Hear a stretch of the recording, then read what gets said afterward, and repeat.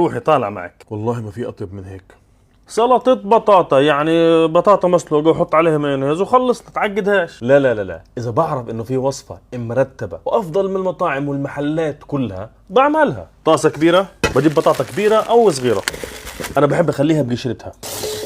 قشر البطاطا زاكي بحب أخليه. ممكن أعمل هيك هيك، هذا الحجم ممتاز. باخذهم على مية مغلية، بنزلهم بدون ولا إشي.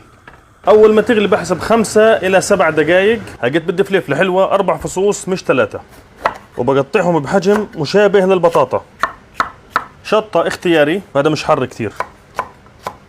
وهلقيت بدي بصلة وسط، بقطعها شرايح بالشكل هذا. بعدين بأفرطها. بعدين بشغل على الفرن اللي تحت، لأنه اللي فوق زي ما انتم شايفين في قنابل مؤقتة.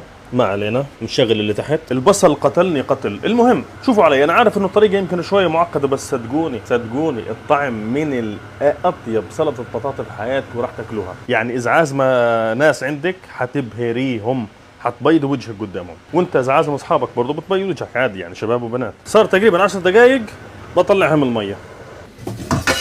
هلقيت هذه الحركه اختياري، ولكن يعني مش اختياري لانها بتخليها زاكيه جدا. الشغلات اللي قطعتها بنزلها كلها.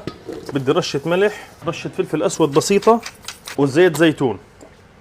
وقت بقلبها وبنزل عليها البطاطا. تقليبه سريعه وعلى الفرن. خليت الصينيه جوا عشان تضل حاميه على حراره عاليه، يعني تقريبا 200 220 240 بيمشي الحال. 10 دقائق تاخذ شعطه لذيذه. ممكن نستغنى عن هاي الحركه بالمره، الخطوه هاي ما تعملوهاش، بس اعملوها تطلع اشي خرافي. هلقيت نيجي للصوص. اللي بده يحط مايونيز يحط، انا ماليش دخل. حطوا مايونيز وخلصونا. ولكن اذا بدك تعمل اشي نمبر 1، التوب التوب توب جي من الاخر، بدنا نعمل اشي قريب من البشاميل ولكنه مش بشاميل. شويه زبده، حليب، كريمه ممكن بدونها، ملعقه نشا، وبيضه. ممكن بدون البيضه، ولكن بتعطي طعم جهنمي. حابينها بدون بيض انتوا حرين. رشه ملح خشن، ملح بحر يفضل، وبالويسك بوسكها قبل ما تسخن. اذا بدي احط عليها بهارات بس رشه فلفل اسود خشن وهي المطحون. اول ما يبكبك ويجمد زي هيك باخده على جنب وبنظف الغاز. ممتاز 100%. انا عارف اني تقلت عليكم في المكونات وكترت، بس يعني بس بدي علبه فطر مشروم مخلله وجاهزه. بغسلها وبقطعهم شرائح صغيره. اللي عنده مطعم وحابب يقدم اشي بارد يحضرها قبل بيوم، يحطها بالثلاجه، اشي مبهر. ونسيت احكي لكم انه بدنا ذره صفرة كمان.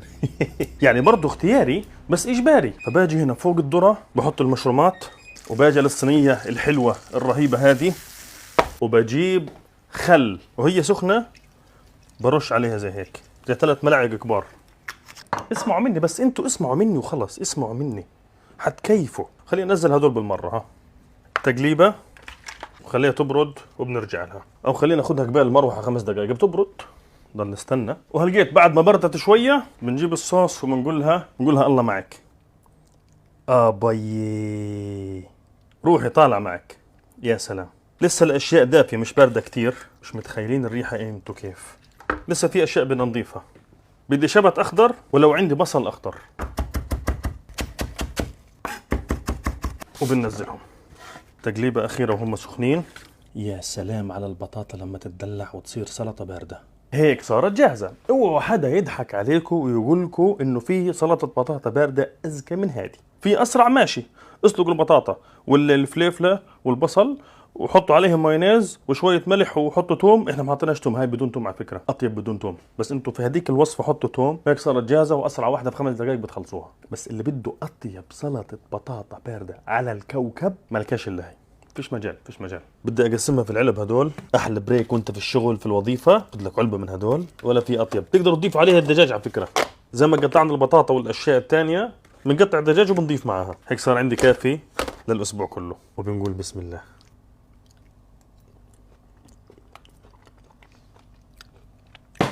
يا الهي، قويه قويه قويه.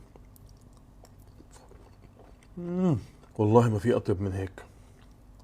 منعشه منعشه في الصيف، هاي في الشوب رائعه. حبايبنا اللزم، شوف اللحم اللي في الفرن وقتيش بيطلع. هلقيت